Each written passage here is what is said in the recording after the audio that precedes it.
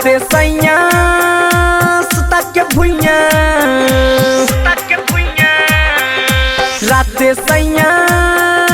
सुता के भुइया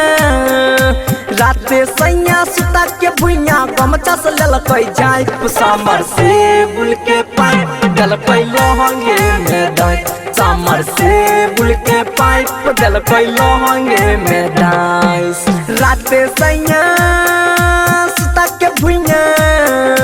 राते सैया सुता के भुइया गमछा से ललकै जाय समर से बुल के पाइप डलकै लहंगे में दाई समर से बुल के पाइप डलकै लहंगे में दाई डीजे उदुराज लहंगे में दाई समर से बुल के पाइप डलकै लहंगे में दाई रोहे जे पाइप ओकर इंच पौने 8 गे गेलै जे भीतर पानी फेंक देलकै व्हाइट गे गेलै जे भीतर पानी फेंक देलकै व्हाइट गे रोहे जे पाइप ओकर इंच पौने 8 गे गेलै जे भीतर पानी फेंक देलकै व्हाइट गे होंठ चुसलकै दांत काटलकै होंठ चुसलकै दांत काटलकै जो बन गेलै टाइप समर से बुल के पाइप देलकै लहंगे में दाई समर से बुल के पाइप देलकै लहंगे में दाई DJ Uduraj by Albela recording studio Shimla देलकै लहंगे में दाई